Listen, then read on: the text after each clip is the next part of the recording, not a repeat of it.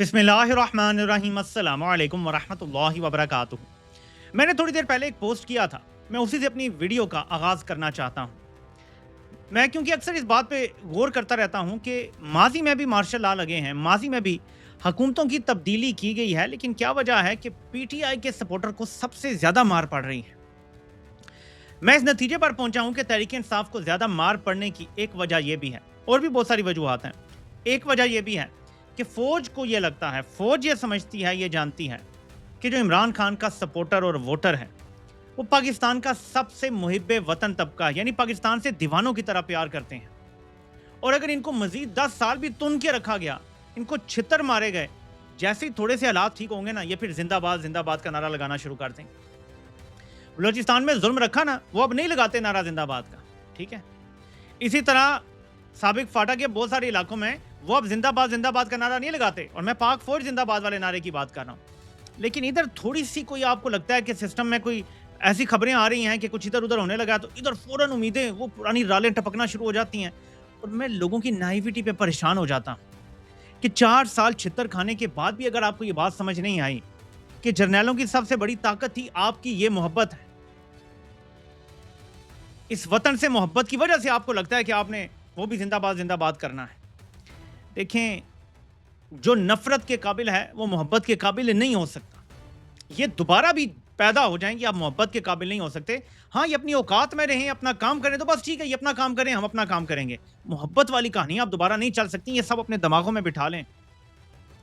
मुझे थोड़ी सी परेशानी है इस बयानिए से, जब अलीमा खान एक चार्ज क्राउड से खैबर पख्तूनख्वा में, और खैबर पख्तूनख्वा के सेंसिटिव एरिया में, जहां जर्नैलों के हवाले से कोई ज़्यादा पॉजिटिव बात नहीं लोग सोचते, वहां खड़े होकर जब कहती हैं कि ये फौजियों की औलादें भी हमारी औलादें हैं, ये भी सिपाही भी हमारे हैं, फलां भी हमारे हैं, लोग ये नहीं सुनना चाहते।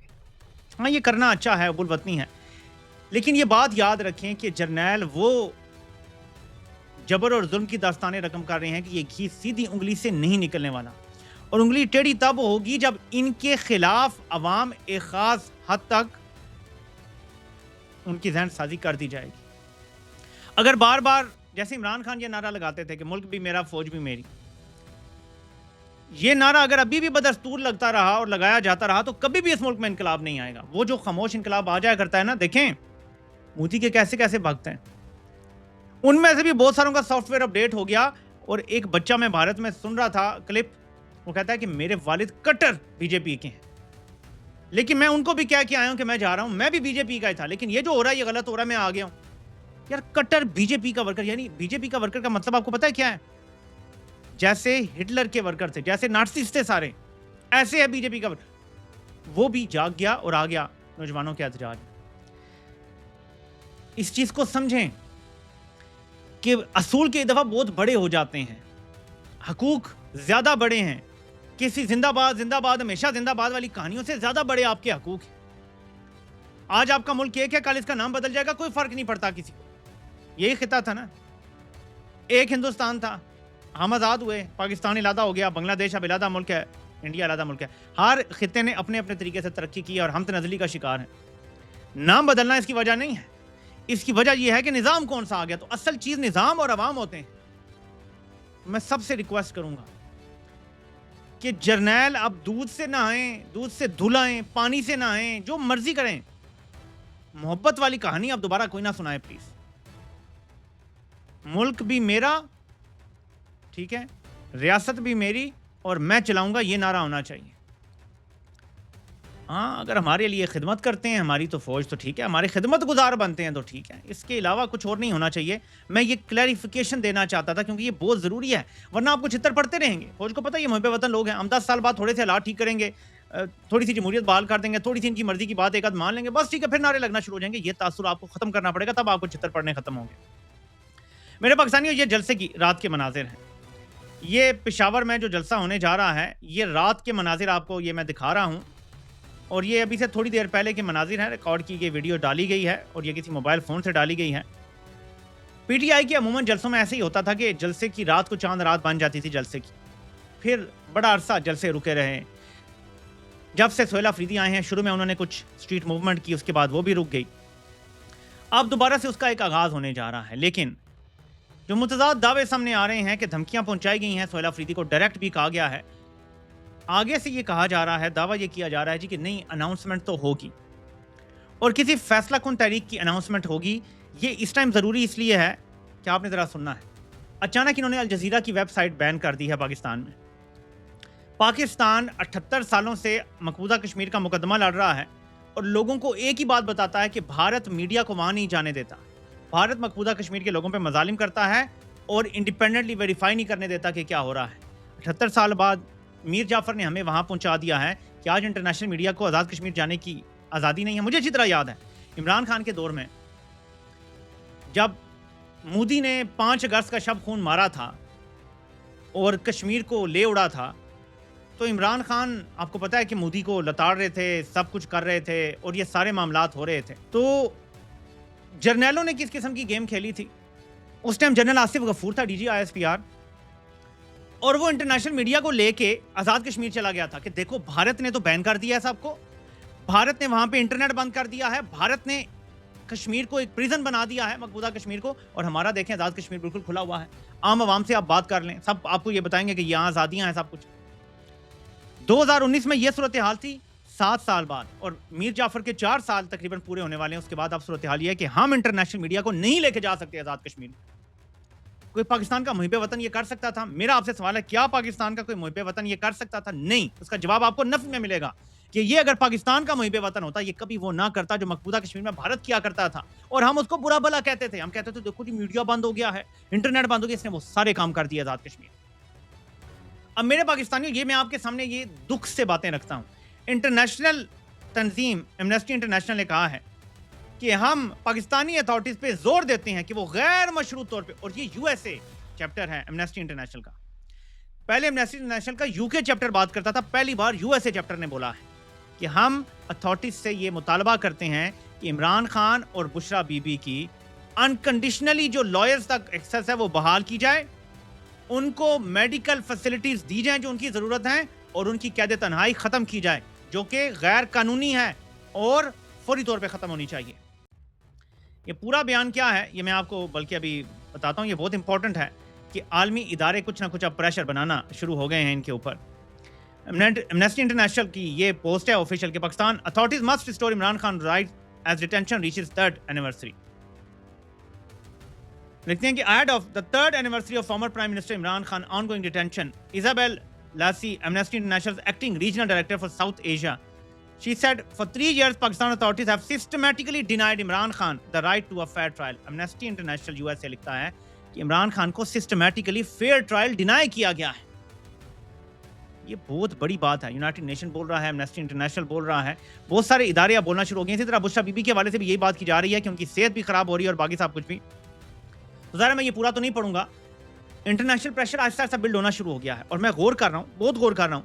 جس دن سے میر جعفر نے اتنا بڑا منہ کھول کے $10 ارب مانگا ہے نا ٹرمپ سے کہ میری خدمات کے ایور $10 ارب دو، وہ دن اور آج کا دن ٹرمپ نے دوبارہ نہیں کہا میرا فیورٹ فیلڈ مارشل، دوبارہ نہیں کہا کہ یہ بڑے بہترین لوگ ہیں، شہباز بھی بڑا اچھا ہے، میر جعفر بھی بڑا اچھا ہے. نہیں کہا. آپ نکال کے دیکھ لیں اس کے سارے بیانات. یہ خبریں آپ تو دیکھیں، اے آئی کا دور ہے نا، آپ نکال سکتے ہیں کہ یہ بیان کس دن آیا تھا. آپ کے فون پہ بھی موسٹ لائکلی ہوگا. آپ پوچھیں کہ یہ بیان کس دن آیا تھا کہ جی پاکستان نے $10 ارب مانگ لیے ہیں، اور اس کے بعد ٹرمپ نے کتنی بار کہا ہے کہ یہ میرا فیورٹ فیلڈ مارشل ہے. آپ کو ساری کہانی سمجھ آ جائے گی. ٹرمپ کاروباری بندہ ہے، وہ اپنا کام نکلوانا جانتا ہے، لیکن ایک ڈائم ان کو نہیں دے گا. ٹرمپ نے اپنے 1.5 سالوں میں ایک ٹیڈی پیسہ ان کو نہیں دیا. ہاں آئی ایم ایف سے پوری سپورٹ لے کے دی ہے، یہ بات ہے، کیونکہ امریکہ کا ووٹ سب سے بڑا ہے آئی ایم ایف کے ممالک میں، تو وہاں سے پیسہ ضرور مل رہا ہے، لیکن وہ قرضہ ہے اور اس کی کچھ شرائط ہیں، ہمیں اس کے بدلے کو ڈیلیور کرنا ہے. لیکن ٹرمپ نے اپنے پاس سے ایک پائی بھی پاکستان کو نہیں دی، اور وہ دینے کی پوزیشن میں بھی نہیں ہوگا. یہ بھی میں آپ کو بتا دوں. مڈ ٹرمز ہونے جا رہے ہیں، ٹرمپ کی طاقت میں بہت بڑی کمی آنے جا رہی ہے دونوں ہاؤسز میں. آپ کو پتا چلے گا کہ ٹرمپ کمزور ہونے جا رہا ہے، اور پھر ان کو فری لنچز دینا اور مشکل ہو جائے گا ٹرمپ کے لیے. بلکہ ٹرمپ تو اپنی امپیچمنٹ کے خوف سے ڈرا پھر رہا ہے، اور وہ چاہ رہا ہے کہ ایران کے ساتھ ڈیل ہو جائے، اور ایران یہ چاہ رہا ہے کہ وہ الیکشن آ جائیں تب تک فائنل ڈیل نہ. ایران اسی طرح چل رہا ہے، سلو اسٹڈی کچھوے کی چال سے، کہ اگست آ گیا ہے، ستمبر اکتوبر 2 مہینے اور گزارنے ہیں، اسی طرح لل میں گزر جائیں، ٹھکٹا کدھر ٹھکٹا کدھر ٹھکٹا کدھر، اور پھر اس کو ہمیں ایک دفعہ ایسا جھٹکا دیں کہ جو رجیم چینج آپریشن کرنے چلا تھا ایران میں، اس کا اپنا رجیم چینج آپریشن ہو جائے. تو یہ بھی ایک بہت بڑی چیز ہے. اب میرے پاکستانیوں، ایک طرف یہ صورتحال ہے جو میں نے آپ کے سامنے رکھی ہے. اب بہت سارے سوالات ہیں، میرے بھی ذہن میں ہیں، آپ کے بھی ذہن میں ہیں کہ کیا کوئی بڑی کال آئے گی، کیونکہ پشاور جلسے کی طرف بہت لوگ دیکھ رہے ہیں. آپ سب یہ کہتے ہیں کہ سہیل آفریدی جب سے آئے ہیں عمران خان تب سے قید تنہائی میں ہے. سہیل آفریدی کہتے ہیں جی کہ یہ اس لیے انہوں نے کیا ہے کہ مجھے ملاقات بھی نہیں کرنے دے رہے، کہ میں ڈٹا ہوا ہوں، میں جھکا نہیں ہوں. لیکن باہر سے جو لوگ دیکھ رہے ہیں وہ کہہ رہے ہیں کہ یہ اس لیے ہوا ہے کہ سہیل آفریدی بہت کمزور ہیں اور وہ فوج کے سامنے لیٹ گئے ہیں، جس کی وجہ سے فوج کی یہ جرت ہوئی ہے کہ انہوں نے عمران خان کو قید تنہائی میں ڈالا ہے. ان دونوں چیزوں کا جواب سہیل آفریدی اپنے آئندہ کے اقدامات سے دے سکتے ہیں کہ کون سی بات درست ہے. 2 ٹوک فیصلہ کرنا ہوگا، 2 ٹوک اقدام اٹھانے ہوں گے اور اس کے بعد پیچھے ہٹنے کے چانس ختم کرنے ہوں گے. کشتیاں جلانی پڑیں گی. یہ نظام بڑی مشکل میں ہے. میں آپ کو بتا رہا ہوں کہ عاصم منیر 3 سال اس نے دل کا زور لگا لیا. پلیز میری یہ بات غور سے سنیے گا. پچھلے 3 سال عمران خان کو جب سے جیل میں ڈالا نا، اب تو 3 سال پورے ہو گئے نا. دیکھیں، عمران خان کو 5 اگست کو اغوا کیا گیا تھا 2023 میں. اب 5 اگست 2026 سٹارٹ ہونے والا ہے، تو 3 سال مکمل ہو گئے ہیں. ٹھیک ہے، اس دوران عاصم منیر میں جتنا زور تھا نا وہ سارا لگا دیا اس نے. عمران خان کا نام مٹانے کی ہر کوشش اس کی ہو گئی ناکام. ہسپتالوں تک سے تختیوں سے عمران خان کا نام اس نے ہٹایا، بینر سے عمران خان کا نام ہٹایا، یہاں تک کہ کرکٹ کی کوئی ڈاکومنٹری بنتی تھی وہاں سے عمران خان کا نام ہٹایا. ورلڈ کپ کے حوالے سے کوئی ترانہ گانا بنتا تھا وہاں سے عمران خان کی تصویریں ہٹائی گئیں. اب کرکٹ سے تو نہیں ہٹا سکتے نا عمران خان کو، باقی ہر چیز سے بھی ہٹا دو. تو اس نے وہاں سے بھی ہٹانے کی کوشش کی، ناکام ہو گیا ہے. ناکام ہو گیا ہے اور وہاں ہم کھڑے ہیں کہ جہاں کمپنی کے اپنے چمچے یہ کہہ رہے ہیں کہ عمران خان کے بغیر جو آگے کا نقشہ فوج نے کھینچا ہے وہ نہیں کھینچا جا سکتا. یہ جو سو کالڈ ڈائلاگ کمیٹی بنائی گئی ہے نا، نیشنل ڈائلاگ کمیٹی، اس کے اپنے لوگ کہہ رہے ہیں کہ عمران خان جب تک ان سے بات چیت نہیں ہوگی، وہ راضی نہیں ہوں گے، یہ جو آگے کے اصلاحات کرنی ہے یہ ممکن ہی نہیں ہو سکیں گے. تو کیا عاصم منیر کے لیے ہر روز ایک نیا چیلنج کھڑا ہو جاتا ہے؟ اسے لگتا ہے کہ اب میں نے سب قابو کر لیا ہے، ایک نیا چیلنج آ جاتا ہے. بلوچستان، اسے لگتا تھا کہ میں مار دھاڑ کر کے قتل و غارت کر کے کنٹرول کر لوں گا، وہ مینی فولڈز بدتر ہو گیا ہے. خیبر پختونخوا کی صورتحال مینی فولڈز بدتر ہوتی چلی جا رہی ہے. کنٹرولڈ کیوس اب آؤٹ آف کنٹرول کیوس میں بدل رہا ہے. اور آزاد کشمیر میں جو بھی ان کے عزائم تھے وہ سب خاک میں مل گئے ہیں. لوگ کھڑے ہو گئے ہیں اور پورے ملک میں اور اکراس دا یونیورس لوگ جو ہے وہ کھڑے ہو گئے ہیں. یعنی پوری دنیا میں جو اوورسیز پاکستانی ہیں وہ آزاد کشمیر کی موومنٹ کا حصہ بنتے جا رہے ہیں. دیکھیں، آپ ادھر سے کسی سیاسی جماعت کو دبائیں گے، کوئی اور موومنٹ کھڑی ہو جائے گی، اسے دبائیں گے، کوئی تیسری موومنٹ کھڑی ہو جائے گی. کبھی مہنگائی پہ، کبھی ظلم پہ، کبھی جبر پہ، کبھی کسی اور چیز پہ، کوئی نہ کوئی کھڑا ہوتا رہے گا. کیونکہ جب آپ دباتے چلے جاتے ہیں نا تو پریشر جو سٹی کی آواز ہے وہ کہیں نہ کہیں سے آتی رہتی ہے. آپ روزانہ فائر فائٹنگ کریں گے. تا وقت ہے کہ میر جعفر کو اپنا اس کا ادارہ لات مار کے گھر بھیجے. احتساب تو بات کی بات ہے نا. فرسٹ سٹیپ، اسے لات مار کے گھر بھیجا جائے، اپنا نیا چیف چنا جائے اور اس کے بعد سیاست سے خود کنارہ کشی اختیار کریں. یہ پہلا سٹیپ ہوگا. اس کے بعد آگے بہت سارے سٹیپس ہیں.